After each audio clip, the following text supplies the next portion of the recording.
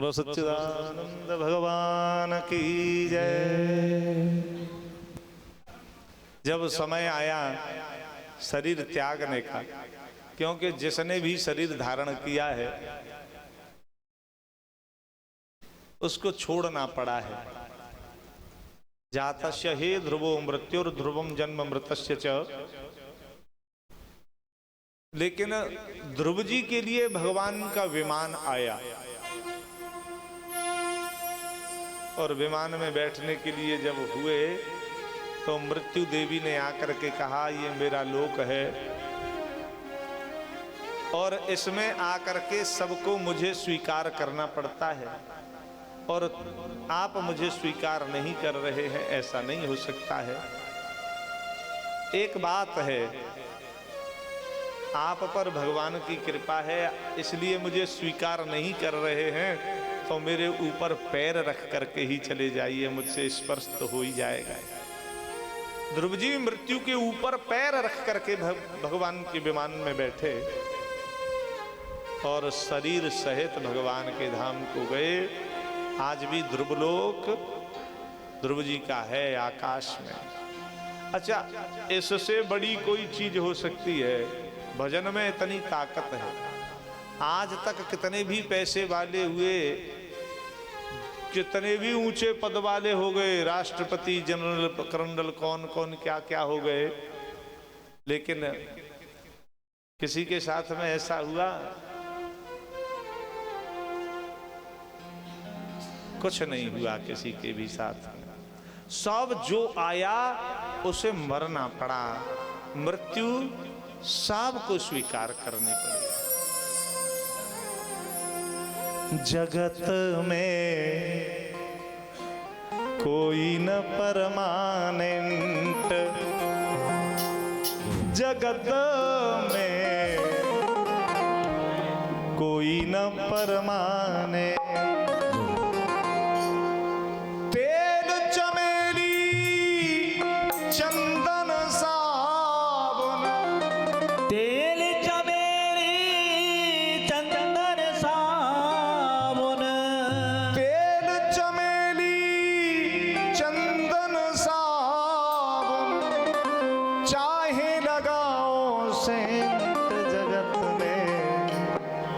जगत में कोई न परमानेंट, जगत में कोई न परमानेंट, जगत में कोई न परमानेंट, जगत में कोई न परमानेंट, जगत में कोई न परमानेंट। ओ तेल चमेली चंदन साबुन, तेल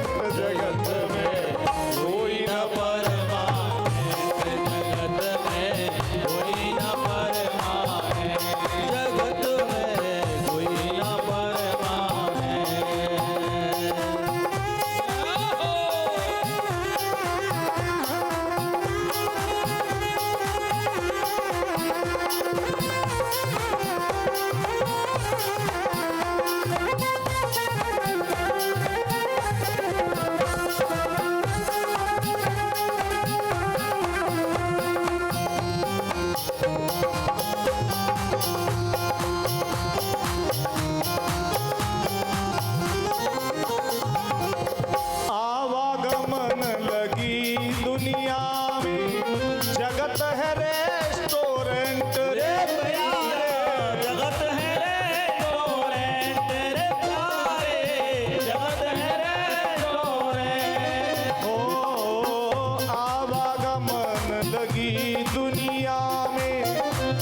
है रेस्टोरेंट रे प्यारे, जगत है रेस्टोरेंट रे प्यारे, जगत है रेस्टोरेंट। अंत समय में उड़ जाएंगे, अंत समय में उड़ जाएंगे, अंत समय में उड़ जाएंगे तेरे तंबू टेंट, जगत में कोई न परवाने, जगत में कोई न परवाने।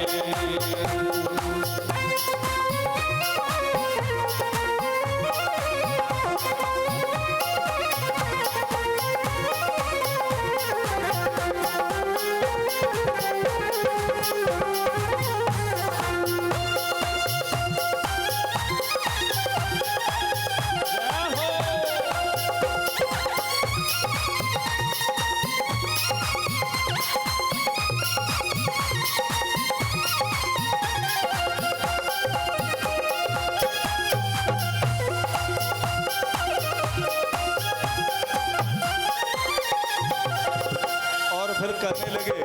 घूमने की बात ये आए,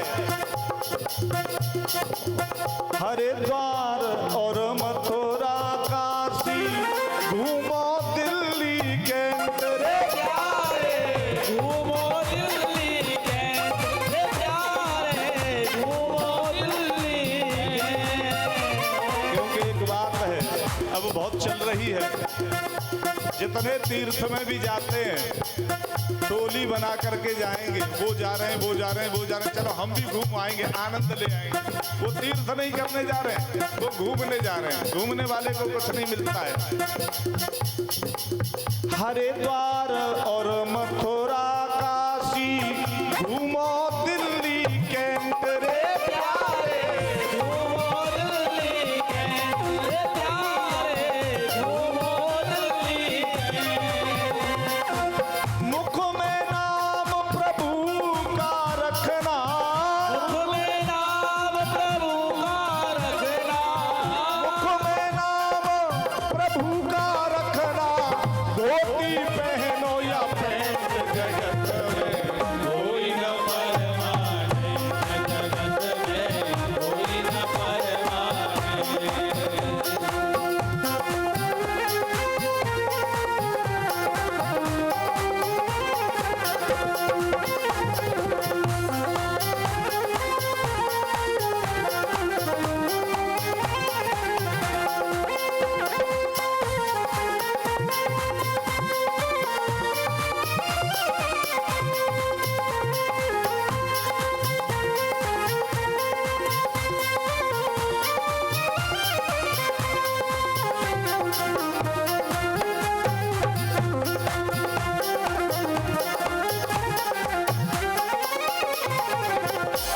लगे कितने बड़े बड़े राष्ट्रपति और जर्नल कर्नल या हो लेफ्टिनेंट रे भैया, या हो लेफ्टिनेंट रे प्यारे, या हो लेफ्टिनेंट। हो राष्ट्रपति और जर्नल कर्नल या हो लेफ्टिनेंट रे प्यारे, या हो लेफ्टिनेंट रे प्यारे, या हो लेफ्टिनेंट। साल सभी को खा जाएगा, साल सभी को खा जाएगा, साल सभी को खा जाएगा, लेडीज हो या जेंट्स जगत में कोई न परवाने, जगत में कोई न परवाने।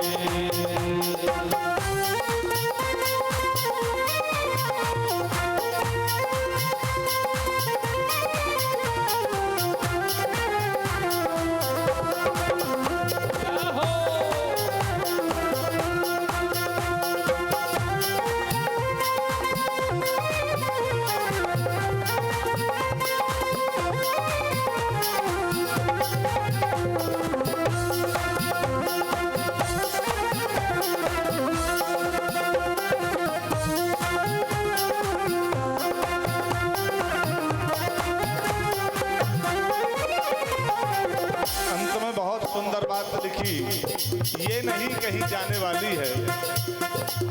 साधु संत की संगत कर लो, ये सच्ची गवर्नमेंट रे प्यारे, ये सच्ची गवर्नमेंट रे प्यारे, ये सच्ची गवर्नमेंट। और जितनी सरकार है ये कभी न कभी चली जाएंगी, नहीं रहने वाली है, लेकिन ये सरकार कभी जाने वाली नहीं है। साधु संत की संगत कर लो, ये सच्ची गवर्नमेंट रे प्यारे, ये सच्ची गवर्नमेंट रे प्यारे, ये सच्ची गवर्नमेंट।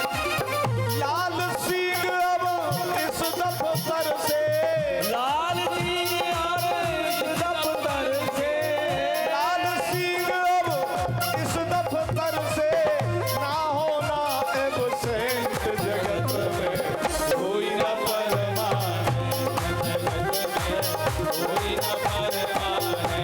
जगत में कोई न परमाने, जगत में कोई न परमाने, जगत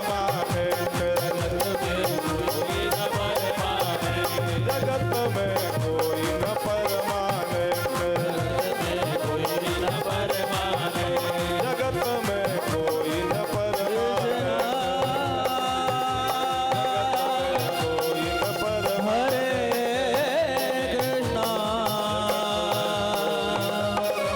कृष्णा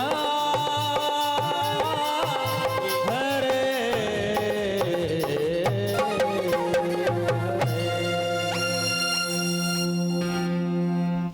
तेल चमेली चंदन साबुन, तेल चमेली चंदन साबुन,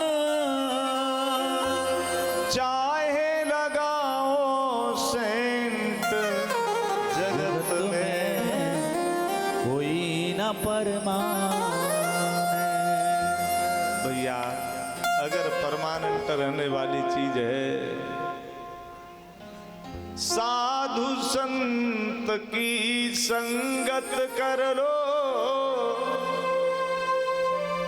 ये सच्ची गवर्नमेंट रे प्यारे, ये सच्ची गवर्नमेंट। लाल सिंह अब इस दफ्तर से, लाल सिंह अब इस दफ्तर से, साधु संतों की संगति का जो दफ्तर है, इससे एक भी एब्सेंट मत होने देना। लाल सिंह अब इस दफ्तर से ना होना एब्सेंट जगत में कोई न परमानेंट, जगत में कोई न परमानेंट। भैया केवल साधु संत की संगति कर ली, भगवान के भजन का प्रभाव ये है। ध्रुव जी शरीर सहत गए, जो नियम है, जिसने शरीर धारण किया है उसे मरना पड़ता है, लेकिन ध्रुव जी शरीर सहित चले गए। ये भजन का प्रताप है, भजन का प्रताप है। कागभूषुंड जी को जन्मने मरने में बहुत कष्ट होता है, लेकिन श्राप भी मिला तो भी भगवान ने कृपा की और कहा जन्मत मरत दुसह दुख होई, यही स्वल्पौ नहीं व्यापै सोई। जन्मने मरने में जितना कष्ट होता है वो जरा किंचित मात्र भी इसे नहीं होगा जन्मने मरने में। ये भगवान का आशीर्वाद है। तो महाराज भजन केवल भगवान की भक्ति करो।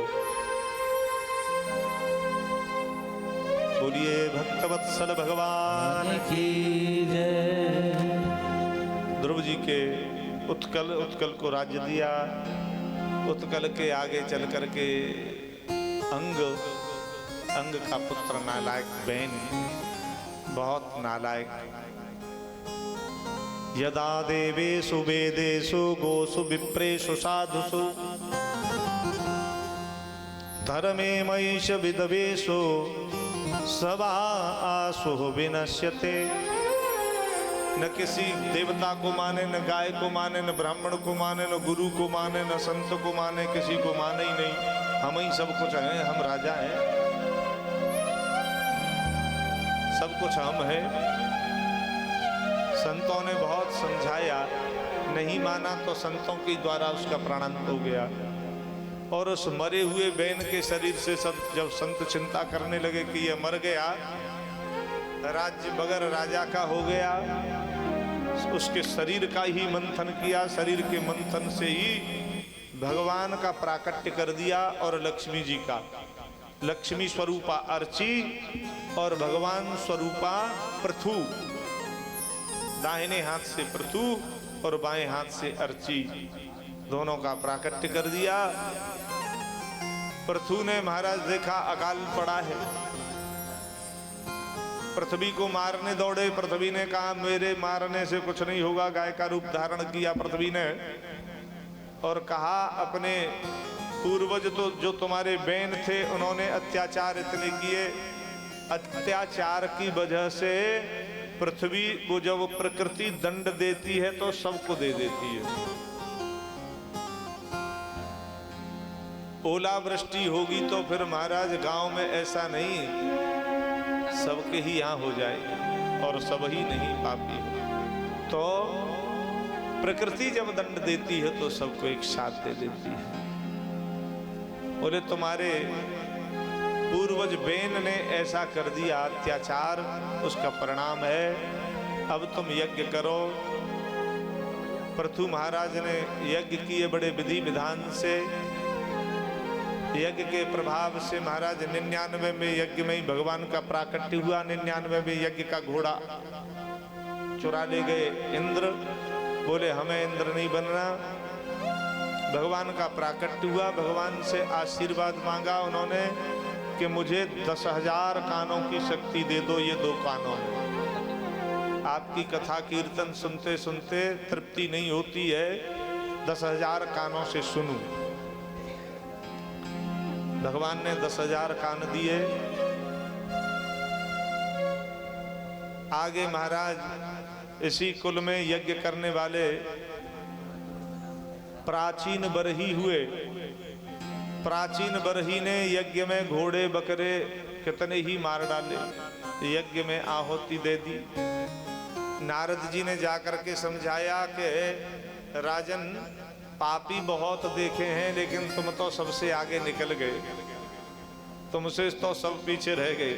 अच्छा, प्राचीन बरही तो फूल रहा था कि मैंने यज्ञ बहुत किए हैं, मैं तो बहुत पुण्यात्मा हूँ।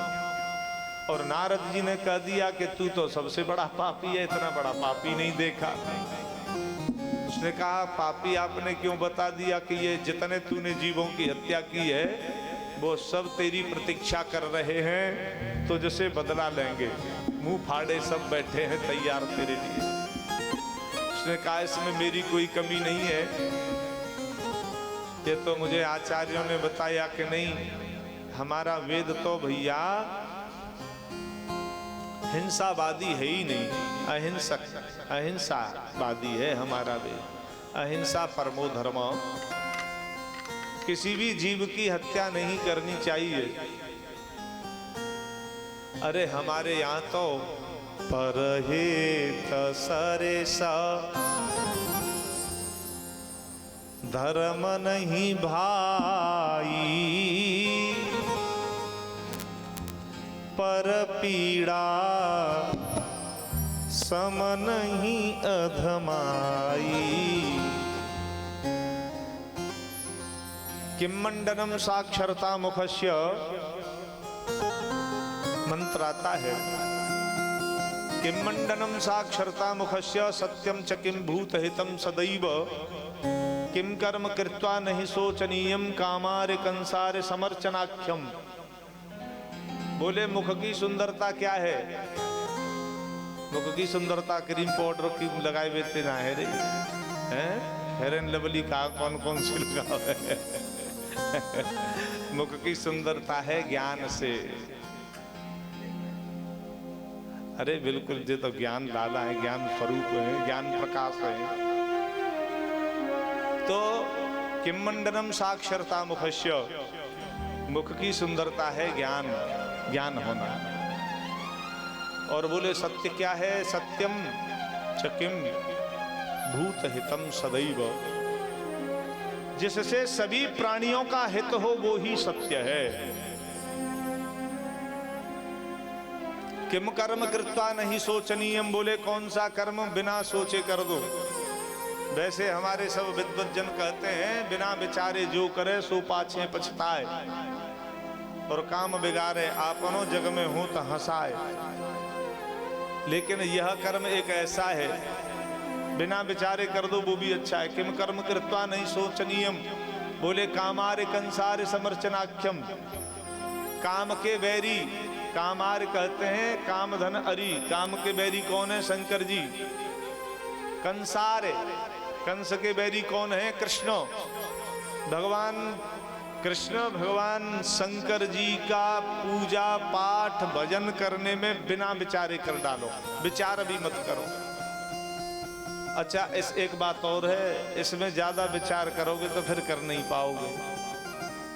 अगर विचार करने लगे तो नहीं होगा फिर ये तो बिना विचारे ही कर डालो। तो भैया सत्यम च किम भूत हितम सदैव, हमारे यहाँ तो दूसरे प्राणियों का हित ही सत्य है। और तुमने तो भैया कितना अत्याचार कर दिया, जीवों को मार दिया। अरे बोले तो ये तो गड़बड़ हो गई। गड़बड़ हो गई तो देखो तो ये सब तुमसे बदला लेंगे। और तू जो ये सब जीव हैं वो भी उन्हीं की तरह तू है, सब में भगवान है। लेकिन तू माया में फंस करके गड़बड़ कर दी है। पुरंजर उपाख्यान उन्होंने सुनाया इसमें, बोले अविज्ञात नाम का इसका सखा, ये पुरंजन नाम का जीव अपने सखा से कहने लगा कि चलो थोड़ा घूमने चलते हैं। अविज्ञात ने कहा मैं कहीं घूमने नहीं जाऊंगा, तू चला जा, लेकिन दूर मत चला जाना, फंस जाना नहीं, आ जाना जल्दी। लेकिन यह चला गया। घूमते घूमते घूमते घूमते इसने पृथ्वी की दक्षिण दिशा में एक नगर देखा, 9 दरवाजे वाला। उस नगर में यह पुरंजन नाम का जीव प्रवेश कर गया। अच्छा, ये 9 दरवाजे वाला नगर यह शरीर ही है। नवद्वारे पुरे देही नैव कुर्वन्न कारयन्, ये 9 दरवाजे वाला नगर जो है अपना शरीर ही है। अब इसमें प्रवेश करते ही अंदर से एक देवी मिली। इसने पूछा तुम कौन हो? बोली मुझे मेरा नाम ही पता नहीं है। मेरा नाम भी हो जाएगा, अपने नाम से जोड़ लो, मुझे अपनी पत्नी बना लो तो तुम्हारा ही नाम मुझे मिल जाएगा। तो ये पुरंजन है, उसका नाम पुरंजनी रख दिया। अब उसके साथ रहता है। वो कौन है? पुरंजनी है बुद्धि। लेकिन वो अकेली नहीं है, उसकी 10 सहेली और है। 5 कर्मेंद्री, 5 ज्ञानेंद्री, ये 10 सहेली हैं उसकी, उनके साथ में रहती है। और 11वां विसूचनी मन है। और इस नगर के मुख्य दरवाजे पर एक 5 फण का नाग रहता है। 5 फण का नाग। अब ये इतना 5 फण का नाग इतना बलवान है महाराज, इस नगर की बहुत सब प्रकार से सुरक्षा करता है। 5 प्राण है। 5 फण का नाग 5 प्राण है। प्राण, अपान, उदान, समान और व्यान।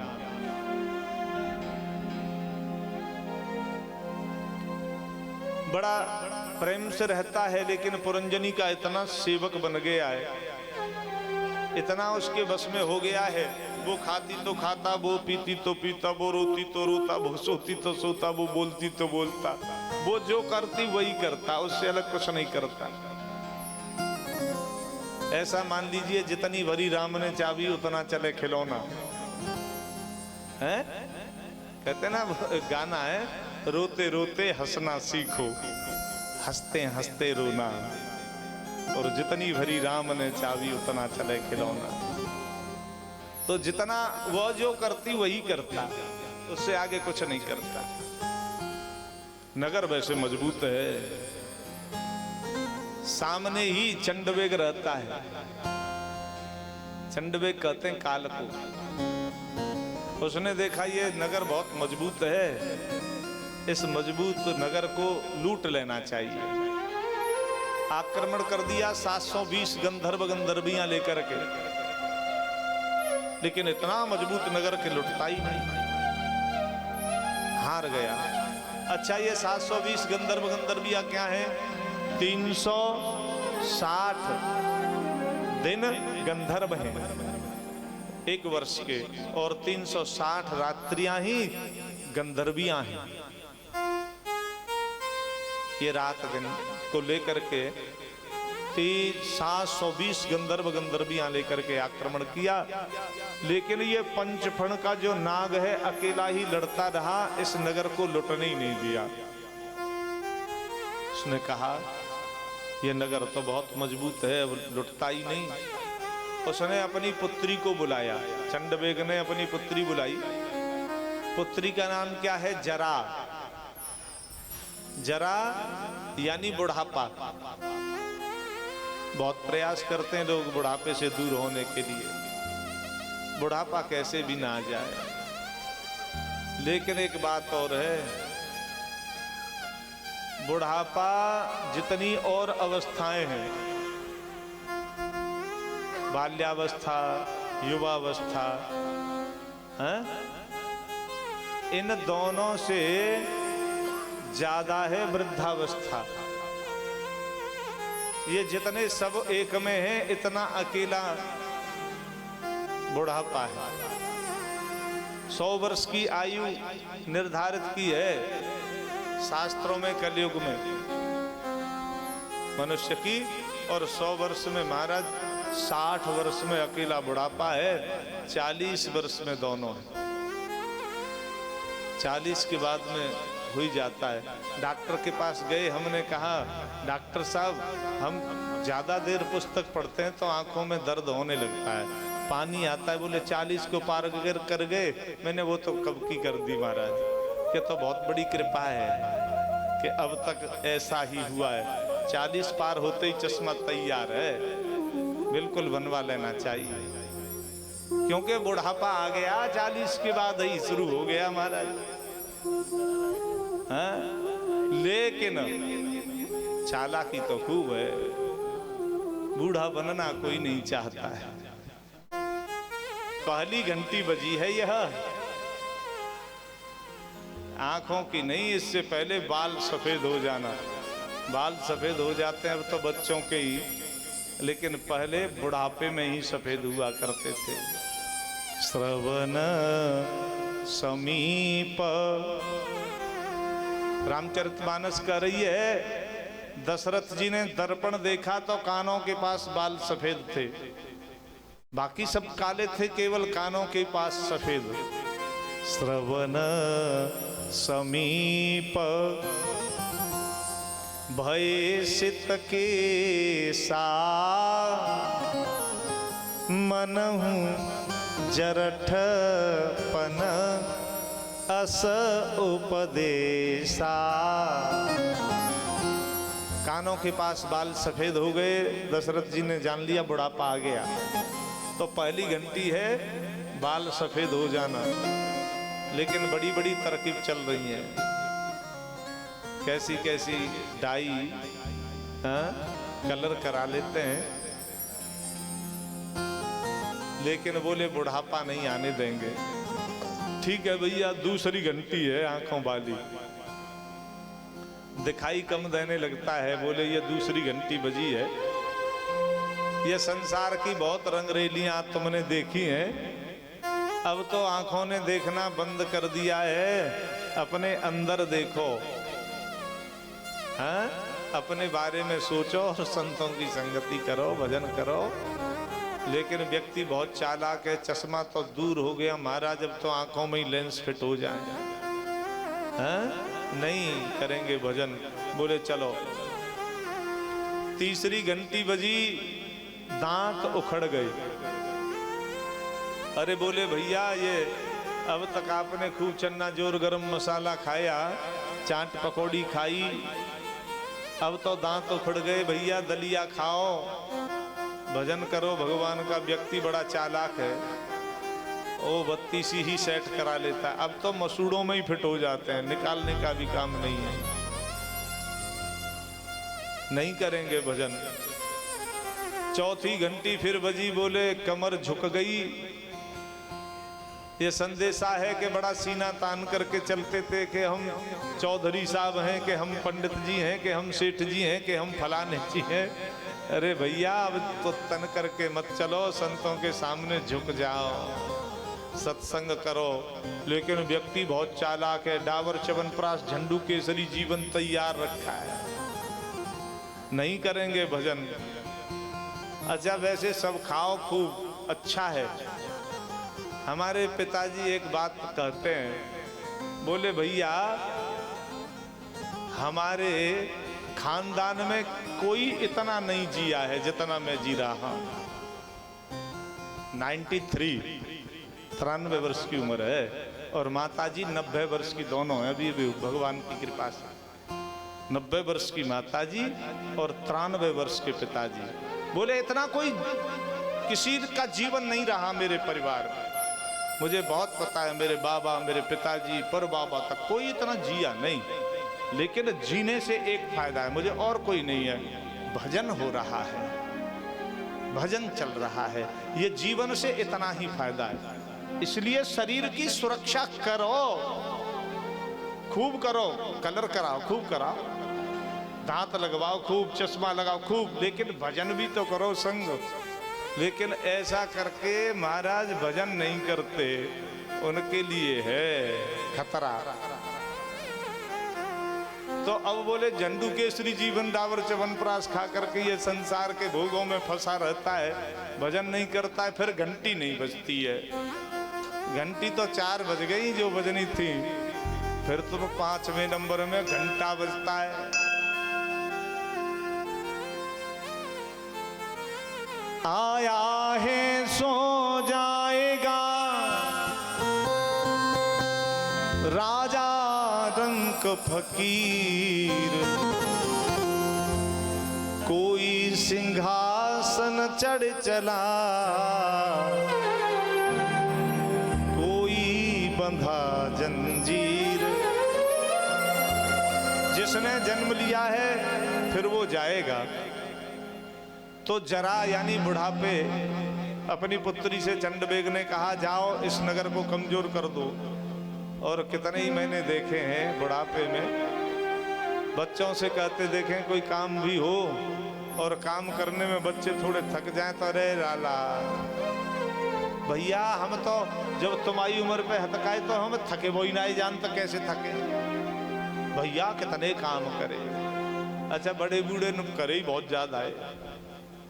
अरे भैया अब तुम्हारे घर कहाँ काम है, बहुत हम पे तो बहुत काम है, लेकिन फिर हारे वही नहीं जानते ही हम तो। लेकिन तुम तो ऐसे थक रहे हो भैया। अब कह ले बुढ़ापा आएगा, बुढ़ापे में सब कमजोर हो जाते हैं और वो कमजोर ही इसीलिए करता है बुढ़ापा कि फिर जाने की तैयारी है। तो महाराज पुरंजन नाम का जीव जो है संसार में ही फंसा रहा, संसार में फंसा रहा, भजन नहीं किया, स्त्री के मोह में रहा, अंत में प्राण निकले तो स्त्री का ही ध्यान करते करते निकले तो स्त्री ही बन गया दूसरे जन्म में, और जल्दी जल्दी में बड़ा हो गया, विवाह हो गया। अब स्त्री बन गया तो विवाह हो गया, पति के साथ रहने लगी और भगवान की कृपा से असमय में पति का प्राणांत हो गया। अब पति का प्राणांत होते ही अब सती होने के लिए चली गई। अभिज्ञात ने सोचा बहुत दिन हो गए चला गया, आया ही नहीं, राजी खुशी तो लू कहाँ पड़ा है। अभिज्ञात से कुछ छुपा नहीं है, उसने वहीं से ध्यान लगाया, ओहो सती होने के लिए जा रहा है। अविज्ञात पहुंचा जा करके, अरे अरे अरे भैया, अरे मेरे सखा, अरे भैया मेरे मित्र, अरे मित्र, अरे मेरे भैया। अब वो लोग आश्चर्य में, ये कौन है, इससे भाई के भैया कह रहा है, भैया कह रहा है, और वो भी नहीं पहचाने। अरे तू कौन है, मैं तो जानती नहीं तुझे। अरे तू जानती नहीं हो गया है, तू मेरा भाई है, भाई तू मेरा मित्र है, मैं तुझे नहीं जानती, मैं नहीं जानती कि अच्छा एरी तू को अरे तो बच्चे दोनों ही बात है गई, एरी तू को अरे उसने कहा तू मेरा मित्र है, ऐसी बात ने कहा कि याद से बाब है। बोलो वृंदावन बिहारी लाल की। इन्हें बताए भी तो नुकसान है, ये बैठ के बताए दे तो इन्हें नुकसान है। उसने कहा तू न कोई स्त्री है, न तू कोई पुरुष है, तू जीव है, ईश्वर अंश जीव अविनाशी, चेतन अमल सहज सुख राशि, सोमाया बस भयउ गोसाई, बंध्यो कीर मरकट की नाई। ईश्वर का अंश है, अविनाशी है, चेतन है, मल रहित है, विनाश रहित है, अविनाशी है। लेकिन ये ही सोमाया बस,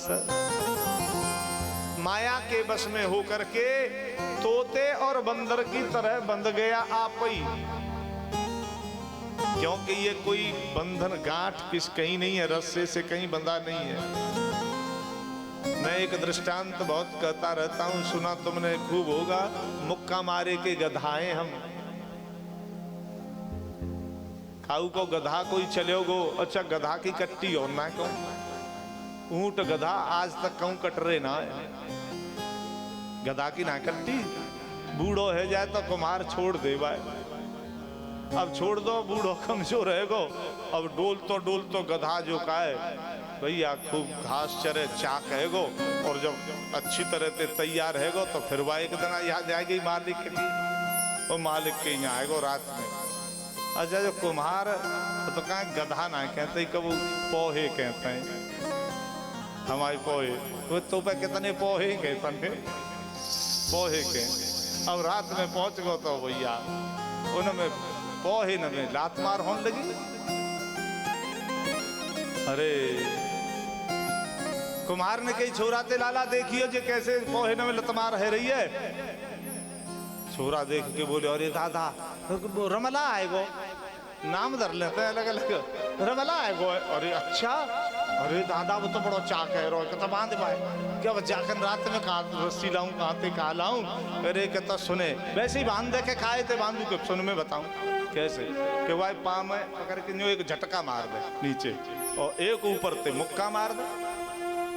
अब वह छोरा ने ऐसे ही करो, वह पाँव पकड़ के ऐसे नीचे जमा के ऊपर से पीठ पर मुक्का मारो। गधा ने समझी कि मैं तो बंधी को ऐसे ठाड़ो रहो, बिल्कुल उन्हीं पाए न पहने को न हलियो, बिल्कुल हलियो ही ना। अब सवेरे भाई वह छोरा ने भैया फिर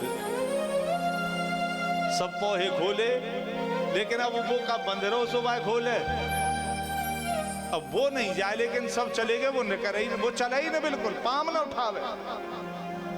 छोरा ने कही दादा जी तो चली ना रहे हो, अच्छा तेने खोलियो के बंद कब रहे हो। अरे बाबा रे देख खोले कैसे, अब जाके पाँव में नेक उठा और एक मुक्का फिर मार दे। अब वह ने पाँव उठाए नेक और एक मुक्का मारे, दौड़ लगाई दी। तो भैया हम बंधे कहू ना, मुक्का मारे ते ही बंधे परे, मुक्का मारे कई गधाएं हम। जड़ चेतन है ग्रंथ पर गई, जदपि मृखा छूटत कठिनई। ये वैसे हर तीनों समय में मृखा है, झूठी है, लेकिन फिर भी ये झूठी भी महाराज बहुत मुश्किल है खुलना, ऐसा फंसा हुआ पड़ा है। ईश्वर अंश, अरे भैया तू ईश्वर का अंश है, तब ज्ञान हुआ। फिर न कोई स्त्री है न पुरुष है। बोलो सच्चिदानंद भगवान की, भक्त वत्सल भगवान की। ओ मेरे बांके बिहारी की जय जय जय। ओ मेरे बांके बिहारी की जय जय जय। ओ मेरे बांके बिहारी की जय जय जय। मेरे बांके बिहारी की जय जय जय। मेरे बांके बिहारी की जय जय जय। मेरे बांके बिहारी की जय जय जय। मेरे बांके बिहारी की जय जय जय। मेरे बांके बिहारी की जय जय जय। ओ लाडो लाडो बरसाने बारी की जय जय जय। लाडो बरसाने बारी की जय जय जय। ओ लाडो बरसाने बारी की जय जय जय। लाडो बरसाने बारी की जय जय जय।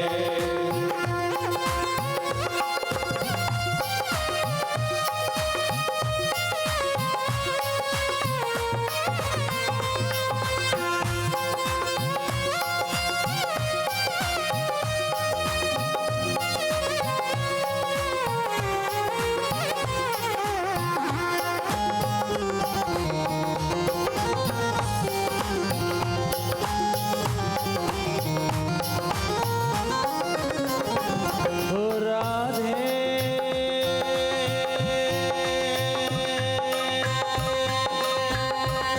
राधे।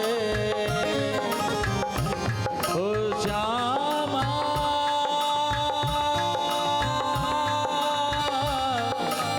श्यामा। जय मंजुल कुंज निकुंजन की,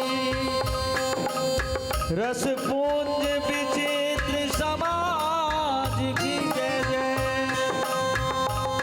जमुना तट की बंसी बटकी, गिरिजेश्वर की गिरिराज की जय जय। ब्रज गोपी कुमार, ब्रज गोपिन गोपी कुमारन की, विपुनेश्वर के सुख साज की जय जय। ब्रज के सब संतन भगतन की,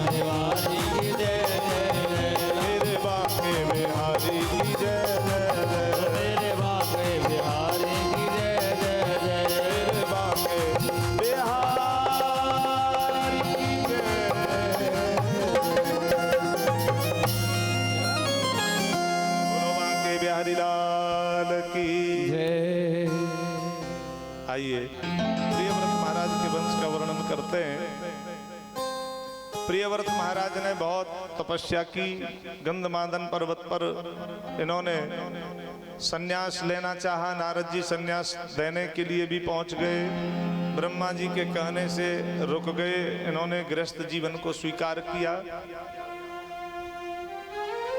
और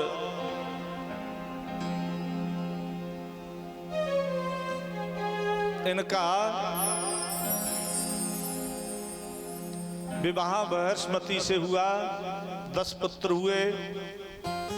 3 पुत्र इनके विरक्त हो गए। 10 पुत्रों के अलावा एक कन्या हुई और ऊर्जस्वती नाम की कन्या, जिसका विवाह शुक्राचार्य जी से हुआ। 7 पुत्र रह गए। इन्होंने पृथ्वी के 7 द्वीप बनाए, 7 समुद्र बनाए। द्वीपों के नाम जम्बू द्वीप, पलक्ष, कुश, क्रौंच, सालमली, ऐसे 7 द्वीप बनाए। 7 ही सागर बनाए। अलग अलग 7 पुत्रों को एक एक द्वीप का राजा बनाया। हम जिस द्वीप में रहते हैं वो है जम्बू द्वीप। जम्बू द्वीप के राजा सबसे बड़े पुत्र आग्निद्र को बनाया। आग्निद्र के नाभि हुए। नाभि के ऋषभदेव जी हुए। ऋषभदेव जी भागवत के 8वें अवतार माने गए। जैन धर्म के तीर्थंकर जो होते हैं, जैन धर्म के ये संस्थापक हैं ऋषभदेव जी। और ऋषभदेव जी के 100 पुत्र हुए। 100 में सबसे बड़े पुत्र का नाम भरत। अपने पुत्रों को बुलाया। देखो एक बात है, मैं ज्यादातर कथाएं कहने जाता हूं तो लोग मिलते हैं और सत्संगियों की बहुत बुराई मिलती है मुझे। वैसे सत्संग करने जाते हैं लोग, लेकिन उनकी बुराई बहुत करते हैं। वैसे बोले महाराज सत्संग तो खूब करते हैं लेकिन मेढ़ खूब काटते हैं और बेईमानी खूब बालकन सिखामत है। अजाने सब संसार में ये सब भर्रो कहा है पता नहीं। लेकिन एक बात भी है, ये सत्संग करते हैं जो लोग औरों को सिखाते हैं ज्ञान, लेकिन इनके पास इतना समय नहीं है कि अपने पुत्रों को भी बिठा करके कुछ सिखाएं। और होना यह चाहिए, पहले अपने पुत्रों को सिखाओ, उसके बाद में दूसरों को ज्ञान दो। लेकिन सत्संगी क्या है, चले गए सत्संग में, वहां बैठ करके वेदांत से नीचे नहीं बोलते हैं, लेकिन पुत्रों को कुछ नहीं सिखाते। पुत्रों को तो ABCD भी पता नहीं है और न कभी प्रयास किया, न बिठाया कभी पास में, इसीलिए उनकी बदनामी होती है। लेकिन ऋषभदेव जी भगवान के अवतार हैं। किसी को ज्ञान देने से पहले अपने पुत्रों को ही बुलाया। पुत्रों से कहा बेटा मैंने तुम सबको इसलिए बुलाया है, तुम्हें मनुष्य का शरीर क्यों मिला है, कभी ये तुमने विचार किया है? मनुष्य का शरीर क्यों मिला है, किस लिए मिला है, इससे क्या करना चाहिए, क्या इसके लिए कर्तव्य है? अब वो तो पुत्र बोले बाप महाराज पिताजी हमें पता है मनुष्य का शरीर मिल रहा है, इससे सवेरे उठते हैं, स्नान करते हैं, बाल भोग करते हैं, संध्या बंदन करते हैं, फिर राजभोग करते हैं और राज्य के कार्य करते हैं, शाम को नृत्य गीत आदि देखते हैं, फिर चौपड़ खेलते हैं, सो जाते हैं। ये नित्य की क्रिया है। बोले ये नहीं है, मनुष्य शरीर इसलिए नहीं मिला है तुम्हें। नायम देहो देह भाजाम नृलोके कष्टान कामान अहरते विणभुजाय तपो दिव्यम पुत्र कायेन सत्वम सुध्येद्यस्मात् ब्रह्म सौख्यम त्वनंतम। बेटा नायम देहो देह भाजाम नृलोके, तुम्हें ये हंसने खाने नाचने गाने के लिए मनुष्य का शरीर नहीं मिला है। मनुष्य का शरीर मिला है भगवान का भजन करने के लिए, सत्संग करने के लिए। प्रथम भगते संतन करे संगा,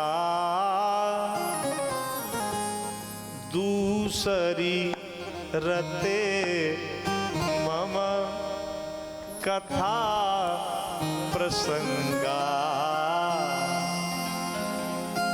सबसे पहले भैया संतों का संग करो, सत्संग करो।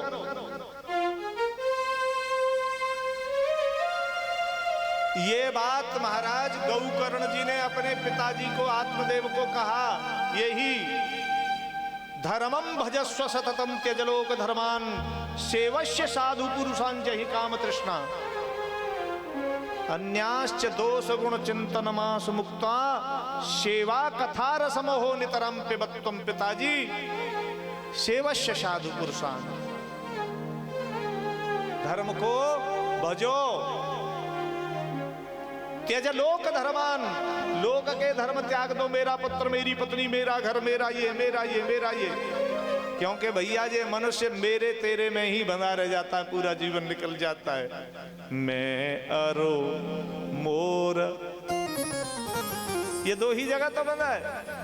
मैं अरो मोर तुरते माया,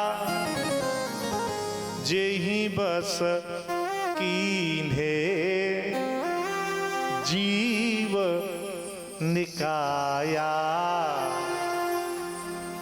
मैं आरो मोरा, मैं और मेरा, इसीलिए सोचता है और दूसरे के लिए। तू और तेरे से मतलब नहीं है, एक मैं एक मेरा, इसी में जीवन निकल जाता है। जैसे ताश खेलने वाले रोजाना महीनों सालों हो जाते हैं, लेकिन वही बामन पत्ते में ही जान नहीं पाते। अब के पत्ता ना आए, ताश मार खूब खेले हूं मैंने, मानो बढ़िया। दुनिया तो टूर्नामेंट आज बता रहा हूं, लेकिन बताना नहीं चाहिए, बता रहा हूं। दुनिया तो टूर्नामेंट खेलती है, कोई वॉलीबॉल का, कोई किसी का, लेकिन अपन ने सीप का टूर्नामेंट खेला है, लेकिन बगैर पैसे के। ये नहीं, खाने पीने में काम अनुभव किया है, लेकिन फिर भी उसमें यही रह जाता है। बामन ताश में ही जीवन निकल जाता है, जान ही नहीं पाता है। ऐसे ही मेरे तेरे में जीवन चला जाता है, नहीं जान पाता है फिर भी। मैं अरो मोर तोरते माया, जेहि बस कीन्हे जीव निकाया। मैं और मेरे में सब बंधा हुआ है, इसलिए कुछ नहीं। सबसे पहले बेटा मनुष्य का शरीर मिला है तो सत्संग करो, संतों का संग करो। गौकर्ण जी जैसे कह रहे हैं, सेवश्य साधु पुरुषां जय काम तृष्णा, काम तृष्णा का त्याग करो। गुण दोष का चिंतन करके चिंतन करो, इधर क्या है और उधर क्या है। सेवा कथा रसमहो नितरम पिबत्वम, निरंतर भगवान की सेवा, संतों की सेवा, भगवान की कथा का पान करते रहो। ये है मनुष्य के लिए धर्म बेटा, न कि इससे ये हंसना खाना नाचना गाना। केवल, कितनी बार कहूं, केवल भजन नहीं और कोई योनि वाला कर सकता है। बाकी जितने तुम काम करते हो वो सब पशु भी करता है। आप भोजन करते हो, पशु भी करता है। आप संतान उत्पन्न करते हो, पशु भी करता है। आप सोते हो, वो भी सोता है। आप रोते हो, वो भी रोता है। हा? जितने काम है वो सब पशु भी करता है, लेकिन आप भजन नहीं करते हो तो पशु में और तुम में कोई अंतर नहीं है। तो कौन सा एक मंत्र आता है, ये शान धर्मो न तपो न ज्ञानम, ये शान धर्म तपो न ज्ञानम, ज्ञानम न शीलम न, अरे मुझे याद ही नहीं, ज्ञानम न शीलम न गुणो न धर्मम ते मृत्यु लोके न भवभार भूत्वा मनुष्य रूपेण मृगाश्चरन्ति। ये शान विद्यान, हाँ वो है, न तपो न दानो ज्ञानम न शीलम न गुणो न धर्मम ते मृत्यु लोके न भवभार भूत्वा। भागवत कहती है, भागवत भी कहती है, नेह यत कर्म धर्माय न विरागाय कल्पते न तीर्थ पद सेवाय जीवन न पिमृतो ही सा। बोले वो तो जीते जी मुर्दे के समान है। नेह यत कर्म धर्माय, शुभ कर्म धर्म में नहीं प्रेम हुआ, वैराग्य नहीं हुआ, ये संसार के कृत्यों से। नेह यत कर्म धर्माय विरागाय न कल्पते न तीर्थ पद सेवाय, न कभी कोई तीर्थ किया, न कभी संतों के गुरुजनों के चरणों की सेवा की, तो बोले जीवन न पिमृतो ही सह, जीते जी मुर्दे के समान है वह। तो महाराज ये संसार के कार्यों को छोड़ करके, अच्छा ऐसा भी नहीं है, छोड़ना क्या है, मैंने कितने ही बूढ़े देखे, काम कुछ नहीं होता है लेकिन भजन भी नहीं होता है। क्यों नहीं होता है? काम होता तो नहीं है उनसे, शरीर से, लेकिन मन उन्हीं में लगा रहता है। बच्चा भी, बेटा भी के जैसा करता है उसमें भी मीन मेख निकालते हैं, भजन नहीं कर पाते। इसलिए एक बार को उससे तो वो अच्छा है कि हाथ पैर से कर दे, लेकिन उसमें ध्यान न रखे, ध्यान उधर लगा दे, मन को लगा दो वहां। हाथ पैर से कोई काम कर दिया कोई बात नहीं है, लेकिन जैसे हम दूसरे की नौकरी करने जाते हैं, मोबाइल मत देखो आज तो भाई चलेगी, हाँ अपने ही तो सबसे ज्यादा खतरन, तुम्हें कौन सी भैंसे सानी देवे जानी है काऊ की है जा काऊ देनी हो देवो करे हो, कोई ना। बोलो वृंदावन बिहारी लाल की। प्रभाव ये हुआ, महाराज 89 पुत्र चले गए विरक्त होकर के। अंत में ऋषभदेव जी भी चले गए, भरत जी राज्य करने लगे। भरत जी ने सोचा हमारे पिताजी का कैसा जीवन और हम क्या हैं, हमको भी जाना चाहिए। अपने पुत्र को राज्य दिया, भजन करने के लिए गए, लेकिन भजन करते करते करते करते कहाँ गए? गंडकी नदी पे, दामोदर कुंड नेपाल में। अच्छा ये आसक्ति बहुत खतरनाक है। वैसे शास्त्र कहते हैं आसक्ति पुत्र में, धन में, प्रतिष्ठा।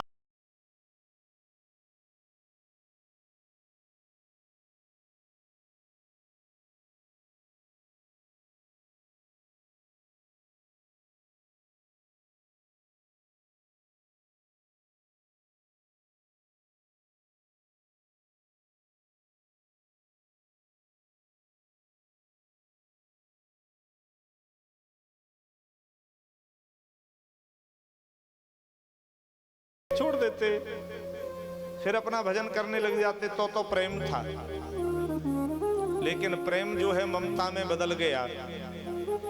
बच्चे को छोड़ा नहीं, समय वही है जो भजन का समय था, वो उसकी सेवा में लग गया। उसे नहलाने में, सहलाने में, महाराज उसके लिए घास लाए, उसकी सेवा में रहे, भजन कम हो गया। लेकिन भजन का प्रभाव ऐसा है, बार बार याद भी आती। जो रोजाना पाठ पूजा करते हैं, एक दिन न करें, 2 दिन न करें, उनका भजन न हो तो मन में आती जरूर है कि अरे भाई हम कुछ कर ही नहीं रहे हैं, हम क्या क्या करते थे अब कुछ नहीं कर रहे। ऐसे ध्यान आए तो लेके माला बैठे भी भजन करने, लेकिन वो हिरन आ जाए, कभी इधर से चाटे, कभी इधर से चाटे, कभी कुछ करे, कभी कुछ करे। अरे तू हमें भजन नहीं कर, छोड़ दी माला, लग गए उसी में। लेकिन ये संसार का कोई भी जीव है ना, ये अपने मतलब से प्रेम कर रहा है। कितनी बार समझाएंगे, ये कितने स्वार्थी हैं, ये कोरोना में सबका पता चल गया है। न कोई माता प्रेम करती है, न कोई पिता प्रेम करता है, न कोई भाई प्रेम करता है, न कोई पत्नी प्रेम करती है, न कोई पुत्र प्रेम करता है। एक व्यक्ति हमारे यहाँ मर गया, उसके न पुत्र ने, न पत्नी ने, न पिता ने, न भाई ने, न माँ ने, किसी ने उसको स्पर्श नहीं किया।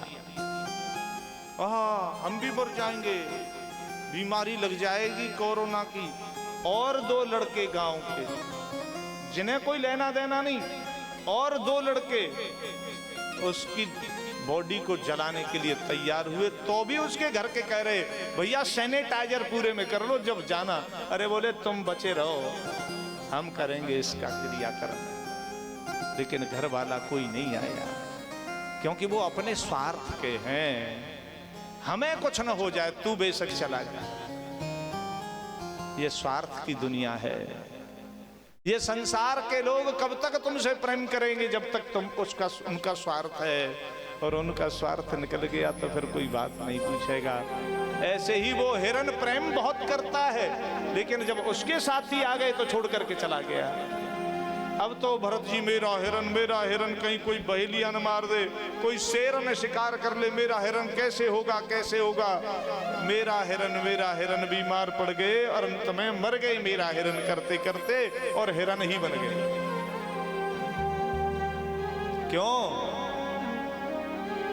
यम यम वापि स्मरन् भावं त्यजत्यन्ते कलेवरम तम तमेवैति कौन्तेय सदा तद्भाव भावित। जिस जिस भाव को हृदय में धारण करके व्यक्ति कलेवरम यानी शरीर को त्यागता है, वो उसी में जाता है। हिरन ही बन गए, लेकिन ज्ञान नहीं गया। बोले मैं करने क्या आया था और क्या कर बैठा, अब किसी से प्रेम नहीं करूंगा। कालांतर में हिरन का भी शरीर छूट गया। फिर भगवान की कृपा हुई, आंग्रश नाम के पंडित जी के यहाँ जन्म हुआ। दैवी योग से नाम भरत ही पड़ा, लेकिन न किसी से बोले, न बात करें, न कुछ पढ़े, न लिखे, कुछ नहीं। एक ही बस ध्यान है, और अब कोई ध्यान ही नहीं है। एक ही ध्यान है, मनसो सकल वासना भागी, केवल राम चरण लय लागी। प्रेम मगन मोहि कछु न सुहाई, हारिउ पिता पढ़ाई पढ़ाई, प्रेम मगन मोहे। केवल भगवान से लगन लगी है, न किसी की पढ़ाई पढ़ते हैं, क्योंकि वो तो पहले ही पढ़े हैं। कितने ही मैंने देखे छोटे छोटे बच्चे और बहुत विद्वान है। क्यों है? उनका पहला परिश्रम है। जैसे घरों में पहले माचिस कम हुआ करती थी, भट्टा में ही अग्नि रखते थे। रात्रि में माताएं मैंने देखा था, भट्टा में ही कंडा लगा दो, भीतर और से दो, सवेरे आगे जाएगी है? और लेकिन वो दिखाई नहीं देती थी, और थोड़ी सी राख ऊपर से हटाई के अग्नि निकल आई। ऐसे ही ये बच्चे छोटी छोटी पहले परिश्रम पूर्व जन्म में किया, वो थोड़ा सा ऐसे हटाया पर्दा, वो थोड़ा सा उजागर हो गया, बहुत विद्वान हो गए। तो महाराज ऐसे ही वो तो पूर्व जन्म के ही पढ़े हैं। कोई पढ़ाई लिखाई कुछ नहीं करते, काम भी कुछ नहीं करते। अच्छा काम न करे, एक कहावत सुनी है, बोले क्या काम प्यारा है, चाम प्यारा नहीं है। कितना भी सुंदर है, लेकिन काम कुछ नहीं करता तो घर वाले पूछते नहीं है। क्योंकि यहाँ तो संसार में भैया ला करके देगा, कमा करके देगा, तो पूछेंगे सब। धन लाने में समर्थ जब तक घर के प्रेम करेंगे तब तक, आगे तन जब जर्जर होई, फिर घर में बात न पूछे कोई। जब तक धन लाने में समर्थ है। पिताजी भी क्या कहते हैं, कमाई करके लाता है, अच्छा है तो थोड़ी सी लेट है जाए कौन चले जाए, अरे लाला अपने अपने पिताजी फोन तो कर देखियो भैया कहाँ रहे हो, हमें तो बड़ी चिंता है रही। आए हो ना ओ भैया जाते अब कह देंगे जो टाइम से आ जाओ कर घर, हमें बड़ी चिंता होती है। और कछु काम धंधो एक न करे, एक पैसा कमावे न कछु न करे, और वो वाह क्यों ना फोन कर रहे, और कोई कहू दे ने वो है जान दे आ जाएगा का कोई कमाई कर रहा है, और आ जाए तो फिर फटकार चोरे काम धंधो कछु करतो ना तो रोटी ना खाई जाती टाइम ते खा लो कर हम आ जाने खूब मर जाए के हत्या करना है बात। भैया कोई ना रोटी बैठो बैठो रोटी खाए रहो, जाकर कछु काम धंधो कछु करतो ना है, यहाँ तो बड़े परेशान है जाते। निकाल दिया भरत जी को, नाम रख दिया पिताजी ने, ये तो जड़ है, नाम ही जड़ भरत पड़ गया। चोर पकड़ करके ले गए बलि के लिए, क्योंकि बलि के लिए जो मनुष्य पकड़ करके लाए थे वो दैवी योग निकल करके भाग गया। अरे बोले और कोई पकड़ करके लाओ, चोर लाए वही मिल गए मोटे ताजे। अच्छा ऐसा आदमी चाहे भोजन कैसा भी मिले, जिसे कोई चिंता नहीं है, वो बड़ा मोटा ताजा होता है। और जिन्हें चिंता का खूब घी दूध खामे लेकिन मरे जामे फिर बेचारे मोटे ताजे महाराज।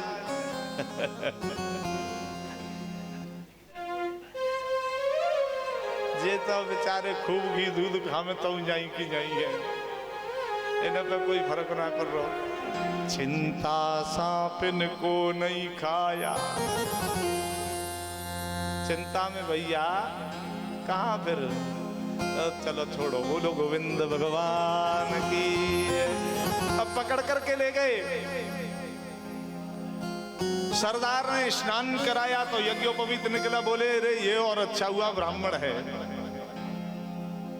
और ज्यों बलि चढ़ाने के लिए हुए, उनकी माता जो है काली माता प्रकट हो गई और चोरों को ही मार दिया। किसकी बलि चढ़ाने चले हो?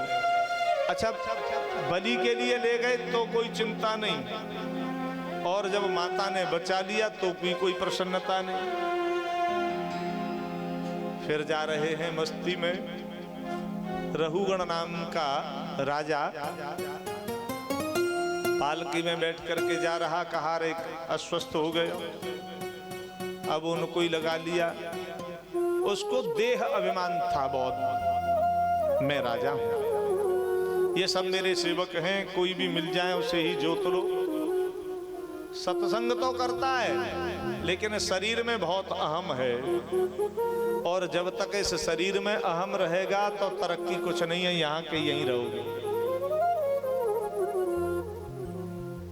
क्योंकि यह शरीर भैया तुम्हारी एक मिनट मानने वाला नहीं है, इससे संबंध मानने वाले एक बार को तुम्हारी बात मान जाएंगे, लेकिन ये नहीं मानेगा। तो देह अभिमान वाला राजा है,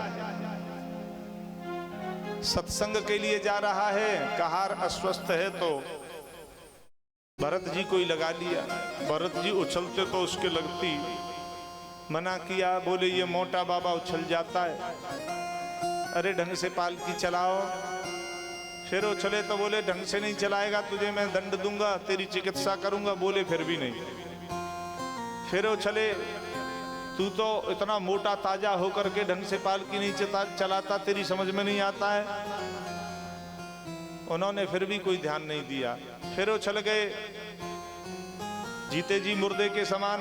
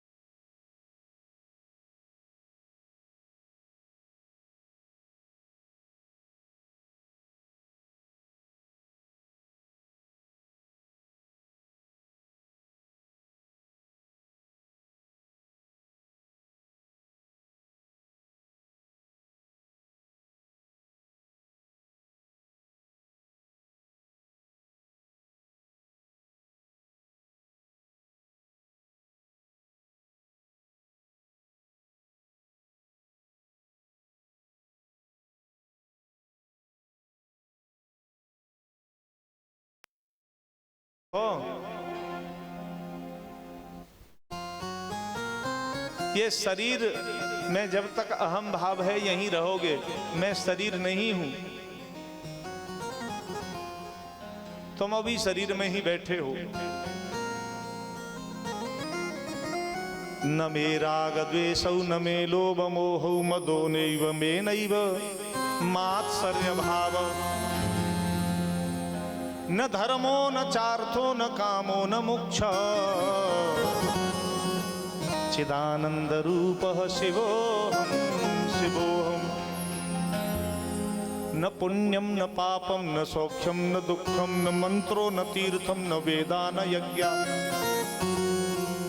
अहम भोजनम नैव भोज्यम न भोक्ता चिदानंद रूपः शिवोऽहं शिवोऽहम् न पुण्यम न पापम, मैं न पुण्य करता हूं न मैं पाप करता हूं, न सौख्यम न दुख, न सुख न दुख, न सुख दुख को किसी को भोगता हूं, न मंत्रो न तीर्थ न वेदा न यज्ञ, न मैं मंत्र न तीर्थ न वेद न यज्ञ, कुछ नहीं। अहम भोजनम नैव भोज्यम न भोक्ता, न मैं भोजन हूं न भोजन करने वाला न भोक्ता हूं। कौन हूं? चिदानंद रूपः शिवोऽहं शिवोऽहम्।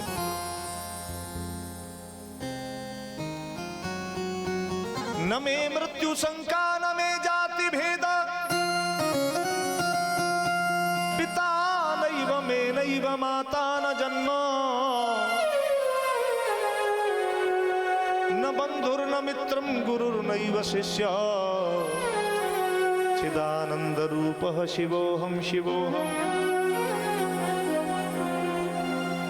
न मे मृत्यु शंका, सबसे बड़ा डर क्या है? मृत्यु का, लेकिन मुझे मृत्यु की कोई शंका नहीं। न मे मृत्यु शंका न मे जाति भेद, पिता नैव मे नैव माता न जन्म, न मेरी माता है न मेरा कोई पिता है, क्योंकि मेरा जन्म ही नहीं है।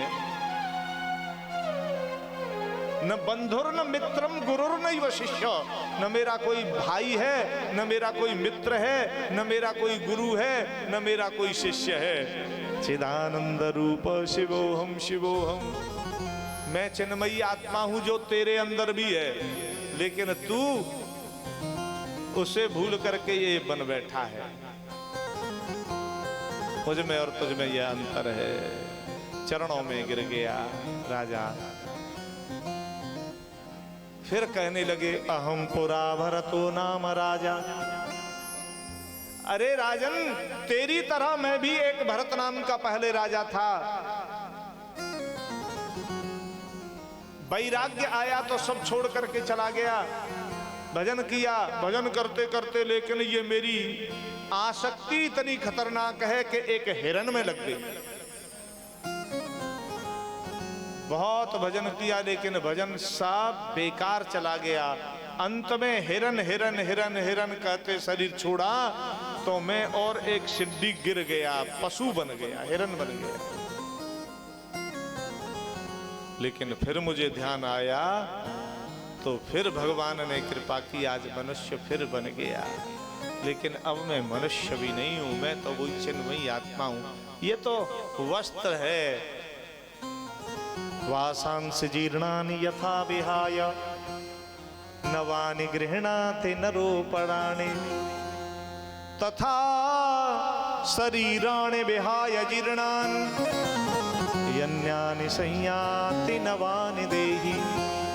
अरे जैसे पुराना वस्त्र